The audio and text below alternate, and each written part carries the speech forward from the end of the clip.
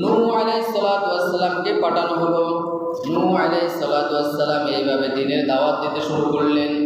দ্বীনের দাওয়াত দিতে দিতে কম দেন নাই ৯৫০ বছর দ্বীনের দাওয়াত দিয়েছেন। মাত্র ৮০ জন নারী পুরুষ ইসলাম ধর্ম গ্রহণ করেছে। এইভাবে নূহ আলাইহিস সালাতু ওয়াস সালাম কে আল্লাহ রাব্বুল আলামিন পবিত্র কুরআনুল কারীমের মধ্যে নূহ আলাইহিস সালাতু ওয়াস সালামের সম্প্রদায়ের কথা তুলে ধরেছেন। তাদের ভিতরে অহংকার চলে এসেছিল, যে মারামারি কাটাকাটি লুটতরাজ এইভাবে এসেছিল।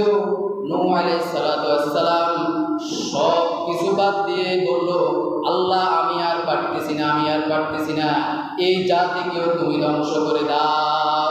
তারপর নূহ আলাইহিস সালাতু ওয়াস সালামের জাতিকেও আল্লাহ তাআলা এই অহংকার করার কারণে ধ্বংস করে দিয়েছেন। অহংকারটা অত্যন্ত মারাত্মক বিষয়। আল্লাহ তাআলা বলে দিয়েছেন, ওয়া ইন্নী কুল্লামা দা'ওয়াতাহুম লিতাগফিরা লাহুম জাআলু আসাবিআহুম ফি আযানিহিম ওয়াস্তাগশাউ সিয়াবাহুম ওয়া আসররু সাতাকবারু ইস্তিকবারা।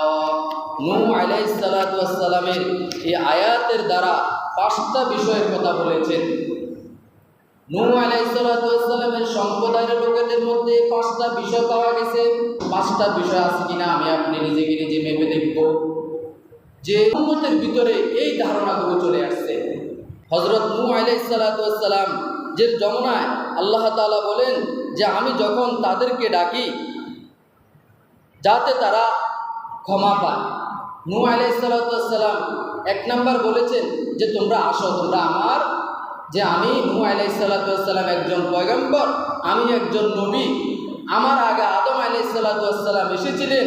উনার জামানায় এরকম যখন অহংকার মারামারি কাটাকাটি শুরু হয়েছে, উনার সম্প্রদায়ের লোকদেরকে আল্লাহ তাআলা চিনিয়ে নিয়েছেন, তাদেরকে ধ্বংস করে দিয়েছেন। তোমরা একটু আসো না, একটু আল্লাহর কাছে ক্ষমা চাও, তোমরা কালেমাটা পড়ো। তারা শুনল না।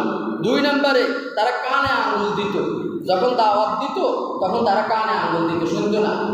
কারণ নূহ পাগলা আসতেছে, সে কি আর বলবে, সে কি বলবে, তার বেশভূষাই বুঝে যায় তার দাওয়াতের কথা আমরা শুনবো না। ওই সম্প্রদায়ের লোকেরা কানের মধ্যে আঙুল দিয়ে রাখতো, শুনত না। ৩ নম্বর হলো নিজদেরকে কাপড় দিয়ে ঢেকে রাখত, যে কাপড় দিয়ে ঢেকে রাখতো বা আড়াল হয়ে যেত, যে নূহ আলাইহিস সালাতু ওয়াস সালাম দাওয়াত দিতে আসতেছে, আমরা তাদের কথা শুনবো না, আমরা আড়ালে চলে যাই। আর তারা কাপড় দিয়ে মুখ ঢেকে রাখতো, তারা শুনতো না। ৩ নম্বর আচরণ তাদের ভিতরে এরকম ছিল। ৪ নম্বর হলো তারা জিদ করত, রাগ করত। তুমি এতবার আসো কেন? এই আয়াতের মধ্যে বলা হয়েছে তারা জিদ করত, রাগ করত। ইসলামের যখন দাওয়াত দিত তারা রাগ করত, কিন্তু আমরা এখন রাগ করি না, আমাদের ভিতরে রাগ আসে না। আমরা ভয়, অন্তত কিছু না করলে ভয় আসে যে সে তো আমার জন্য বলতেছে, সে দাওয়াত দিতেছে। এখন কিন্তু দিন দিন এগুলো কি উঠিয়ে যাচ্ছে। এই উঠিয়ে যাওয়ার কারণে তো এখন আমরা গুণে বেশি করি। তারপরে ৫ নম্বর হলো অতিশয় তারা অমনোযোগী থাকতো, বলতে পারে, বলতে শুনলে না, শুনলে নেই, অমনোযোগী। এটাও কিছুটা আমাদের ধারণা চলে আসতেছে।